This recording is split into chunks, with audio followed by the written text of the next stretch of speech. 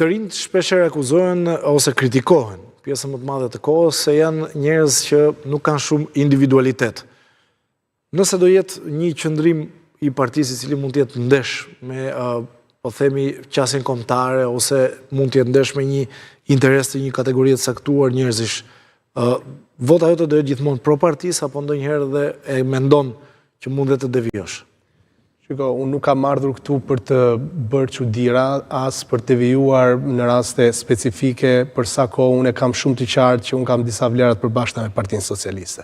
Nuk do të aderoja fare të hyja në politikë nëse nuk do ta dija me siguri që Partia Socialiste ndan të njëjtat vlera me ato që unë kam, dhe besoj shumë që çdo iniciativë që ka ndërmarrë sot dhe ato që do ndërmarrë nuk do të bien ndesh me parimet apo me etikën apo moralin tim, apo nuk e di çfarë tjetër. As nuk e kam çuar ndonjëherë në përmend këtë gjë. Gjithsesi, sigurisht kur të jetë një diskutim apo nevoja për dhënë një mendim, qoftë edhe nëse do të quhet kritik, por kritik konstruktive, unë nëse e ndjej të nevojshme do ta bëj, por sigurisht e kam shumë të qartë se çfarë do të thotë ti jesh pjesë e një ekipi, të veshësh një uniform të një ekipi të caktuar dhe duhet përfaqësosh të gjitha vlerat dhe njerëzit që janë pas këtij ekipi, që punojnë fort për fitoren e Partisë Socialiste, prandaj nuk shoh asnjë problem në këtë aspekt. Si gjykon qeverisjen e zotit Rama, si të zhdukur në 12 vjet tashmë synonte mandatin e 4? Shiko, unë e kam vlerësuar zotin Rama për politikbërjen dhe për mënyrën se si ai ka drejtuar qoftë Partinë Socialiste, qoftë qeverinë.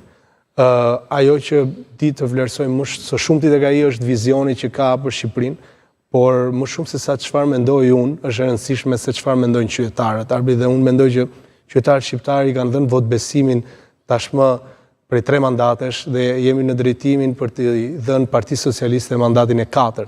Prandaj vlerësimet e mia ndaj zotit Rama nuk besoj që do të kishin atë vlerë që kanë vlerësimet që i bëjnë qytetarët dhe që unë kam bindje do t'ja bëjnë 11 maj. Po përveç vlerësimeve, po ndonjë mangësi që të zhdukur ose ndonjë emet, ke parë apo ende nuk e njeh aq mirë sa për ta dhënë?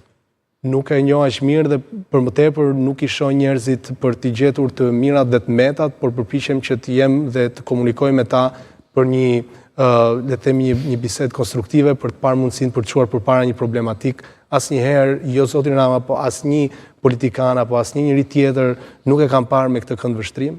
Nuk shkoj as për t'i parë le të themi mrekullit që bën apo për ta kritikuar në një nisëm të caktuar. Sigurisht, si çdo njeri, nuk ka njeri pa të mira dhe pa të meta. Gjykoj që dhe ai do të jetë ashtu. Më jep një koment për opozitën.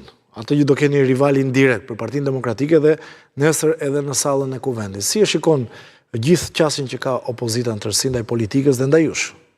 Unë jam shumë i ri në politikë për të dhënë, le të themi, analiza të strukturuara apo një përgjigje të strukturuar të kësaj. Por di të them vetëm këtë, që diferenca më e madhe midis opozitës dhe Partisë Socialiste sot duket që në përbërjen e listave.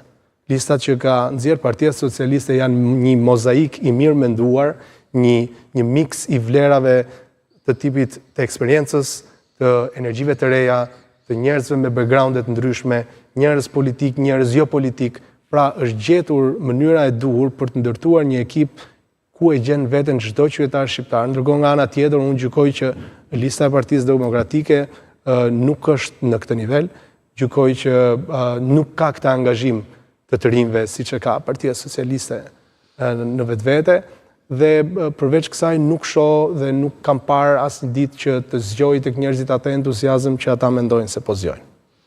Bëjmë një koment edhe për drejtësinë. Për SPAK-un, si e shikon punën që ka bërë? Punë për të vlerësuar apo jo? Patjetër, SPAK-u është një ti bëj këto pyetje ndjes, ti bëj këto pyetje edhe pse je i ri në politikë, sepse jo nuk është e largë dita që do jesh sallën e kuvendit dhe mund të marrësh vendime të rëndësishme pikërisht për këtë temë. Prandaj dua një mendim tani dhe patjetër do ta ndjekim mendimin pas.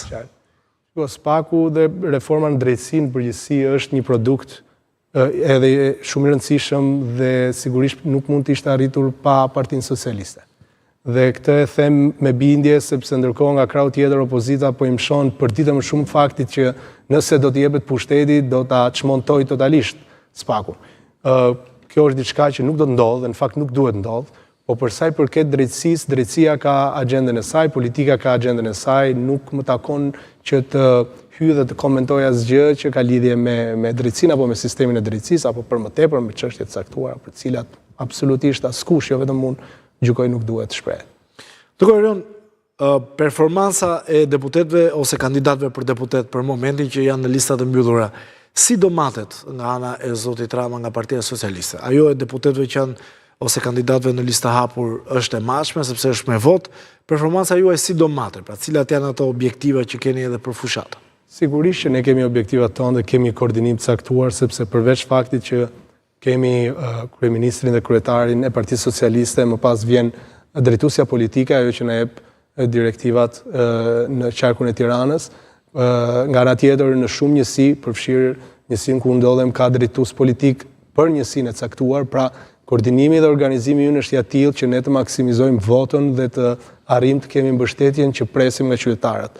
Dhe ky është objektivi kryesor dhe nuk është objektiv për mua si Erion që jam në listë mbyllur apo për çdo tjetër. Qëllimi kryesor i joni është